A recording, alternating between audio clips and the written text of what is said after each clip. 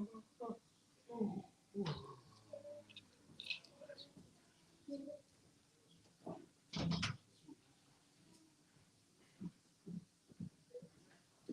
أكبر الله أكبر الله أكبر الله أكبر أشهد أن لا إله إلا الله أشهد أن لا إله إلا الله أشهد أن محمدا رسول الله أشهد أن محمدا رسول الله هيا على الصلاة هيا على الصلاة هيا على الفلاح هيا على الفلاح قد قامت الصلاة قد قامت الصلاة الله أكبر الله أكبر لا إله إلا الله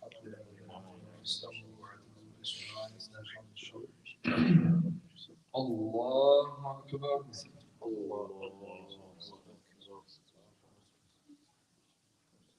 الحمد لله رب العالمين الرحمن الرحيم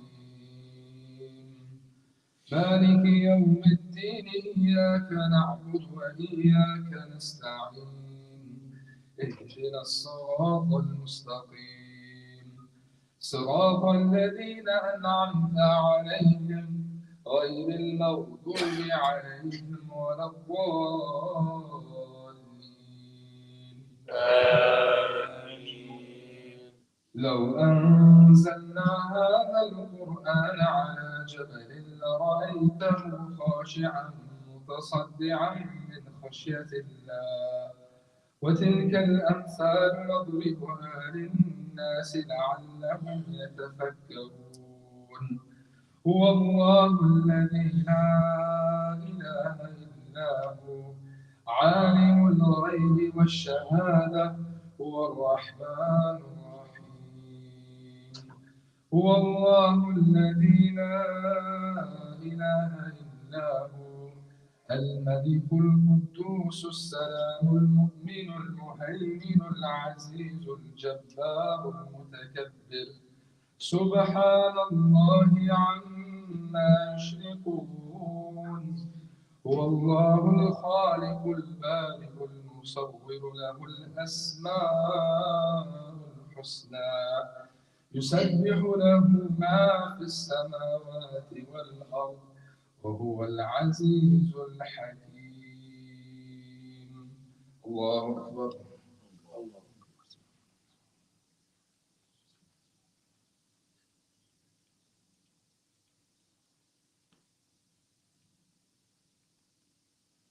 سمع الله لمن حمده الله أكبر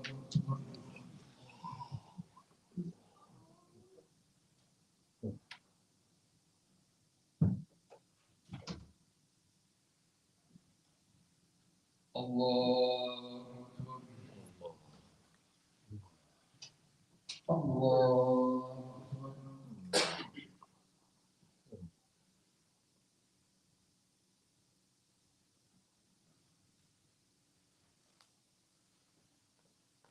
الله أكبر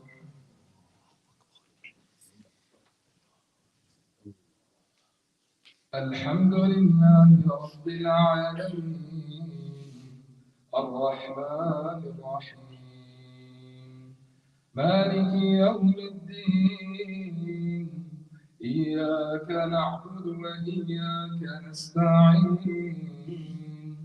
اهدنا الصراط المستقيم صراط الذين أنعمت عليهم غير المغضوب عليهم ولا الضالين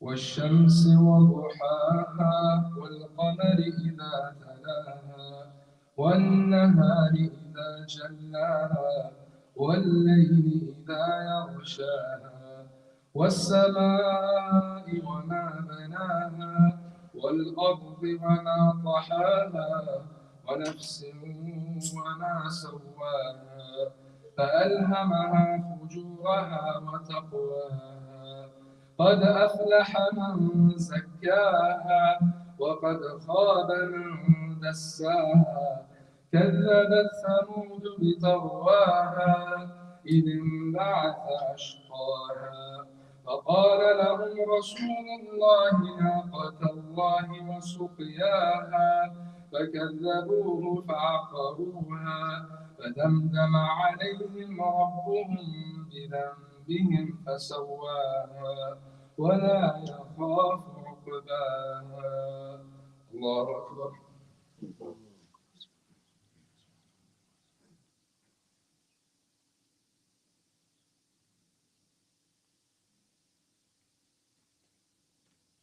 سمع الله لمن حمده. الله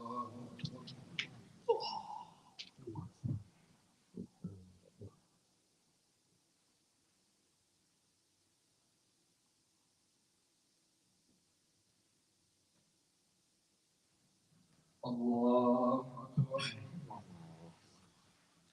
الله أكبر.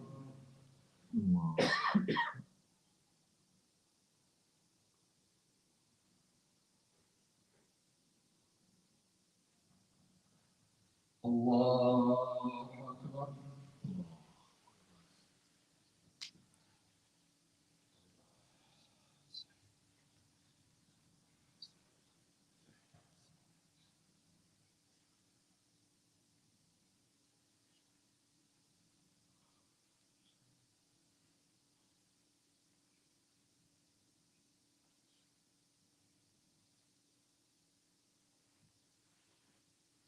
الله أكبر.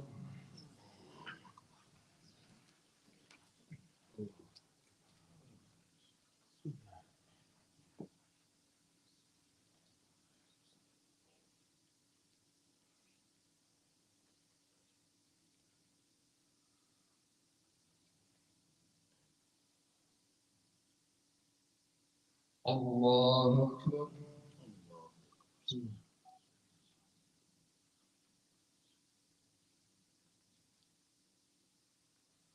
سمع الله لمن حمده. الله أكبر.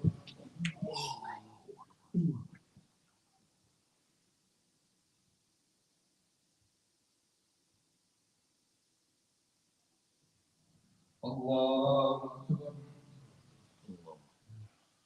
الله أكبر.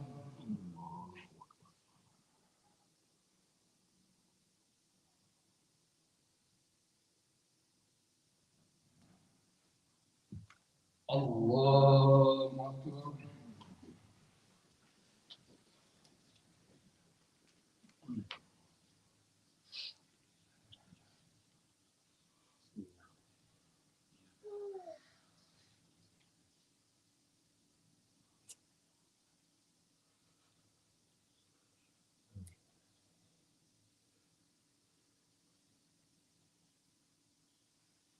الله أكبر.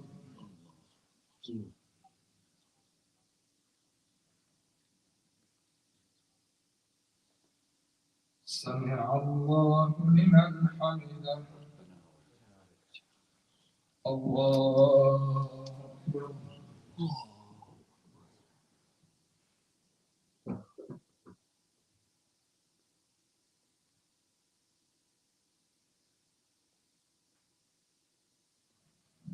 الله أكبر.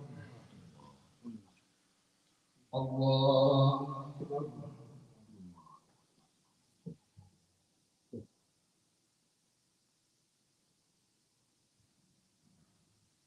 الله أكبر.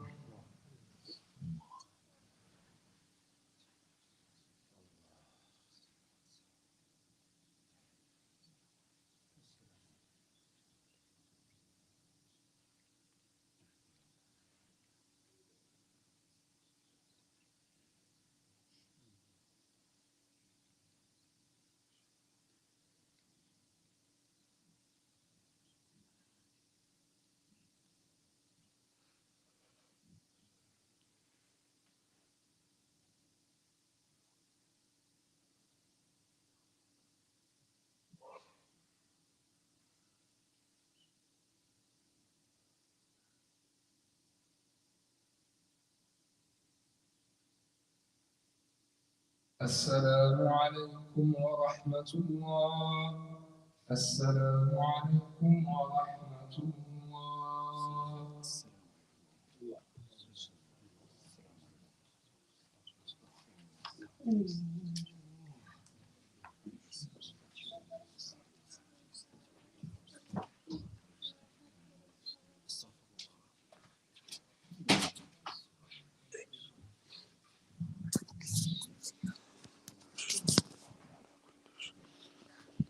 Bismillah,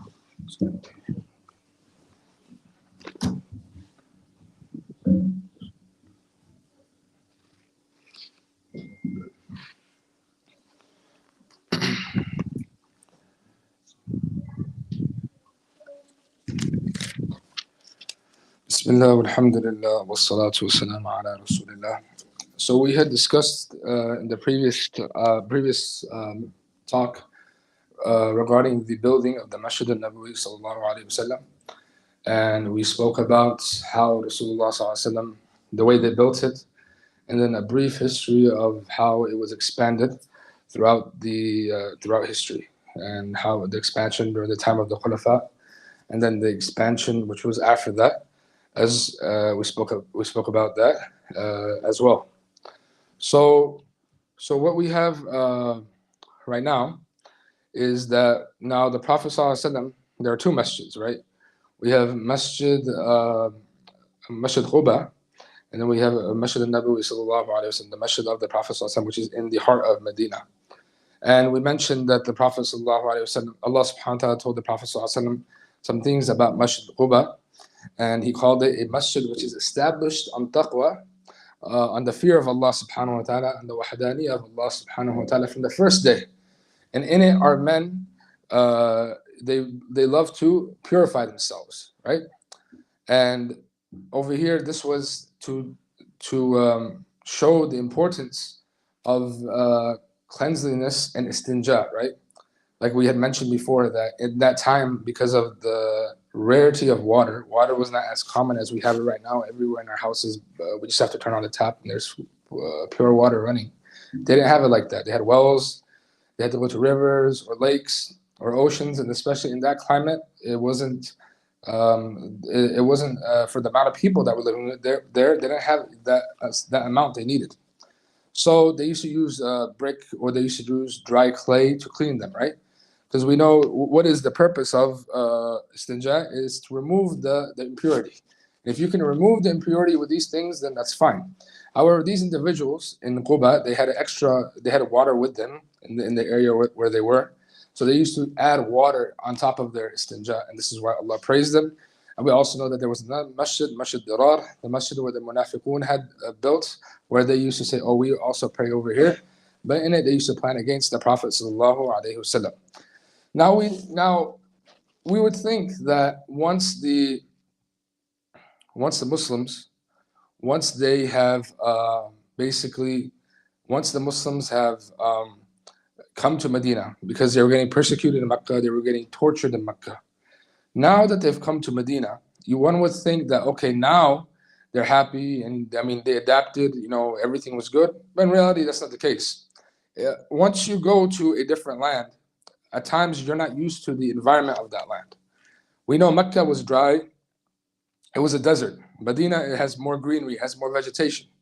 When you're in an area that has more greenery, more trees, more vegetation, what happens? You end up getting more sick, right? Because of the pollen and the different allergies that happen. So the people in Mecca were not used to this, and they were severely afflicted by sickness, right? And not only were they afflicted by sickness, they were also homesick as well. Despite the fact they had been driven out of Mecca, they were homesick as well. Aisha radiallahu anha, she went to go visit her father, Abu Bakr radiallahu anhu, who had an extreme fever, right? This is when they had just come. He was extremely sick, and Bilal radiallahu anhu was with him. And she asked him, how are you doing? She asked her, because obviously she wanted to know how he was doing. He was sick. That's her father. And he said some lines of poetry. He said, كل امرئ مصبح في أهله والموت أدنى من شراك نعله. That everybody, even though we are waking up with our families, death is closer to us than the shoelaces of our sandals, right? This is just to show the like the situation they were in. And then she asked Bilal, how are you doing? Now keep in mind, Bilal radiallahu anhu, did he leave behind riches in Mecca? Did he leave behind treasure in Mecca? No, he was a slave in Mecca. Obviously, the memories that you have of being a slave, it's not pleasant memories. But at the end of the day, because he had been there so long, even though he was living there as a slave, that became his home, right? And he said, ألا ليت شعري هل أبيتن ليلة بواد وحولي إذخر وجليل. That I wish that I could just spend a night in that valley, and around me are the plants of Idkhar and Jalil. These are the plants of Makkah. So even he is basically so homesick because obviously when you move, right?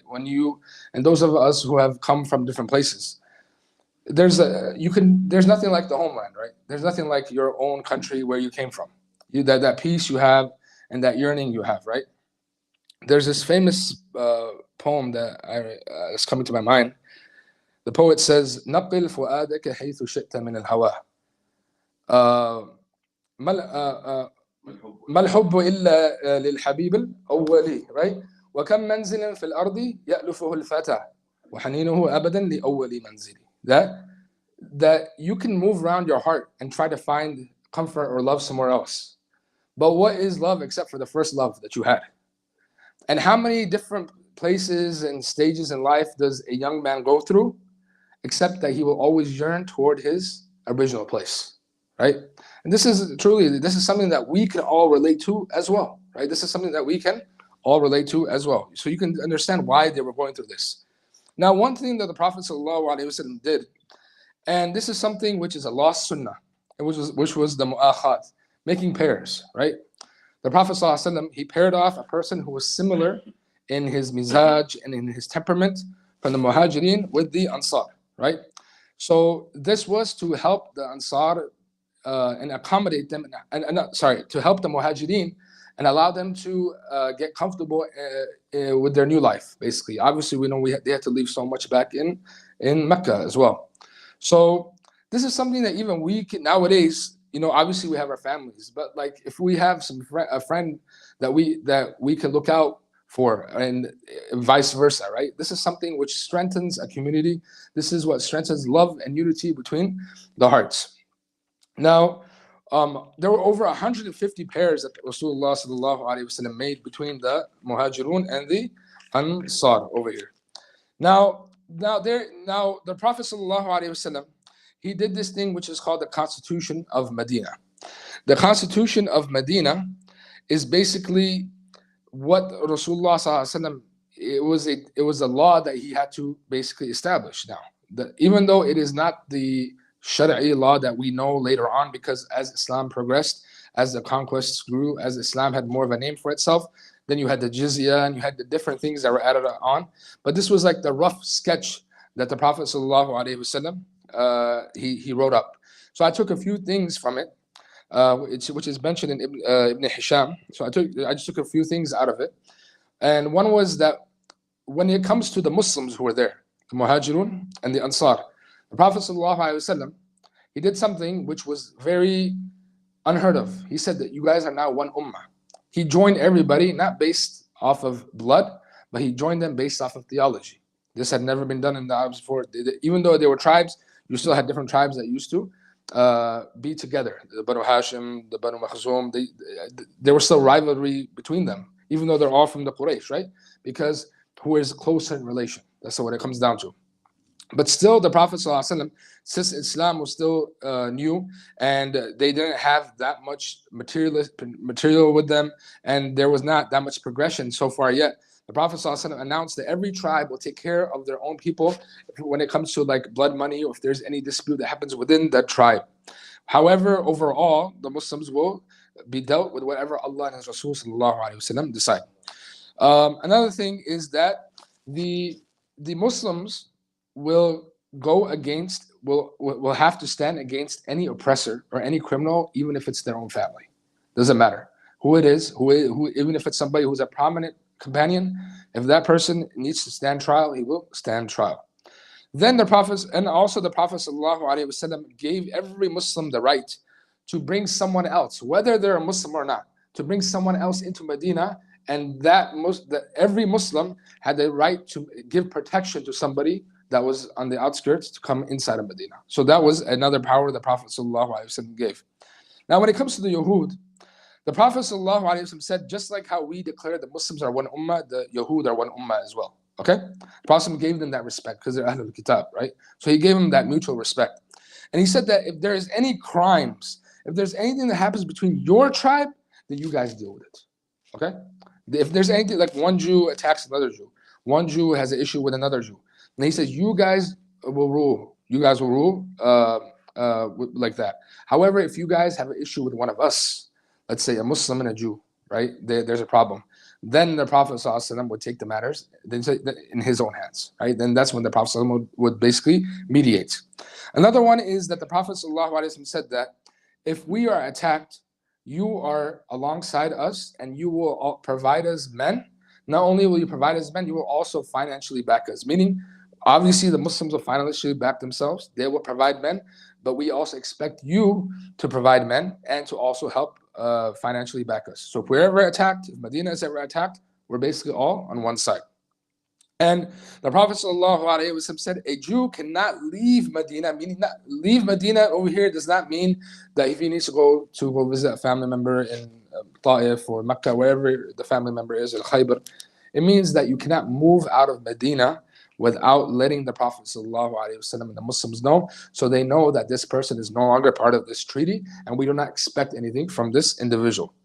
And the Prophet ﷺ said that if any one of the Yahud, and we know how particular the Yahud are about their religion, it's like a cult, you cannot basically revert. You can't convert to Judaism. You're either born that way or you're not from the Bani Israel, right?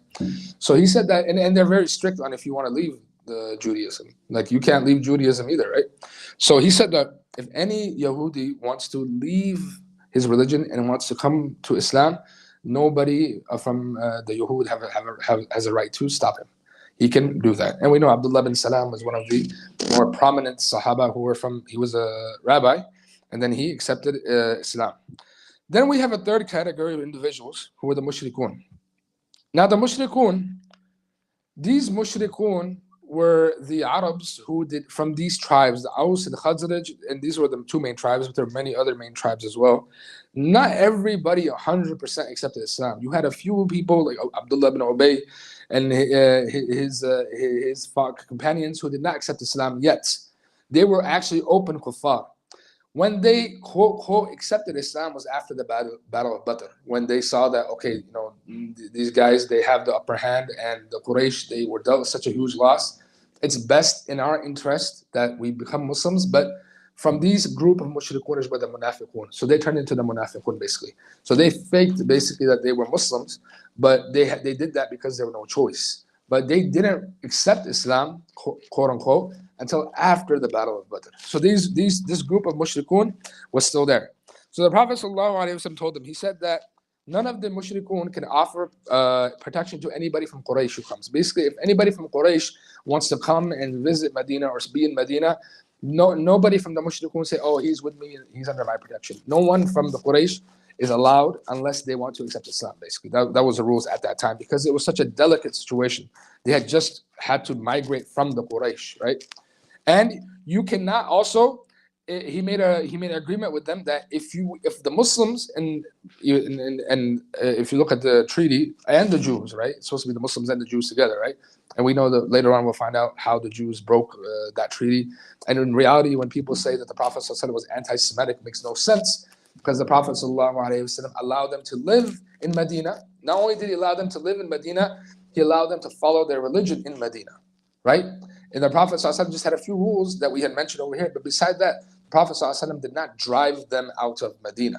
The Prophet ﷺ, nor did the Prophet ﷺ give them an ultimatum where he said that you have to accept Islam or we will kill you. This has never happened, right? And this is over here, we see it. These are the seeds that are being planted of the Islamic Shari'i system when it comes to ruling, right? For the political system. So the deal that was made with the mushrikun was that if we ever happen to get into a fight with the Quraysh, you guys will not get involved. We're not saying that you have to join us, but you're not going to get involved. You just stay out of it. And so that's and we see how the Prophet ﷺ right away he did not trust the mushrikun at all. And this is the mutual respect, right? We have the Ahlul Kitab and then we have the mushrikun, right? Even though the Ahlul Kitab are astray, there's still a mutual respect because at the end of the day, it's a version of what the haqq was before the next prophet came, right? Obviously, Islam is the haqq now, and there's no other religion, right? But they have it's similar roots that just became rotten at the end of the day. But mushrikun, this is pure shirk, and there is no mutual respect over there. Yes, they're given their rights, but how the Prophet ﷺ said, you are like one ummah, he never said that to the mushrikun. He never said that to the mushrikun, that you are one ummah, like he said to the Jews. He said, you guys are your own ummah. And he never said that to the mushrikun. And also, and this is very important, and this is important today as well, any believer who betrays the Muslims, any believer who betrays the Muslims will have the la'na of Allah and His Rasool till Yawm al-Qiyamah. And basically, that there is no returning from that. This is how serious betrayal to our own Muslim ummah is. And unfortunately, we see that every single day, right? May Allah subhanahu wa ta'ala help all the Muslims around the world and unite them. And finally, the Prophet sallallahu alaihi wasallam, he told everybody, you can go and you can come as you please, including the mushrikun, including the Jews. If you just decide to move out, you have to let us know. But if you want to go travel for business, if you want to go visit somebody, you can go and you can come and go as you please. But if you're deciding to leave Medina forever, you have to notify us, so we know that you are no longer part of this treaty, and we can beware of this individual as well. So these are just a few of the rulings, or the basically what you could say is the Constitution of Medina, and that was established by the Prophet sallallahu alaihi wasallam. And inshallah, we are getting closer and closer to one of the biggest events in the Seerah, which is the Battle of Badr, because we know it happened it happened in the very beginning part of the Hijrah, basically, in the Madani period. So now we see how Rasulullah ﷺ right away, what was the first thing he did? He established the house where Allah can be worshipped, right? First thing he did. Second thing he did, the love between the Muslims, love between the mu'akhat, love between the Muslims to create the strength. Third thing he did, showing respect to the non-Muslims. The Jews, he didn't disrespect them. Obviously, they have to, even though they're the minority, they have to understand that yes, the Prophet ﷺ is the majority, and this is how it works. If you have a majority side in a city, that majority side deserves to be the ruling party of the city. That's how it works, and how it works in any civilization like that. So the Jews, the Prophet ﷺ did not give them an ultimatum to get out. He just went and worked that out with them, and at that time they agreed. So the Jews, they agreed to these terms. No one can say, oh, they were forced. No, they agreed. If they wanted to, they could have left as well. They had a whole colony at Khaybar. They could have gone there. And it's not like they were missing out, oh, they were farmers or they were businessmen. There was so much vegetation in Khaybar as well, right? So this shows that the Prophet ﷺ, even he was fair to people who are not from the Muslims, and he showed the best example of how to rule and how to be a political society and a religious society. Wa sallallahu ala nabina Muhammad wa ala alihi wa sahbihi ajma'in.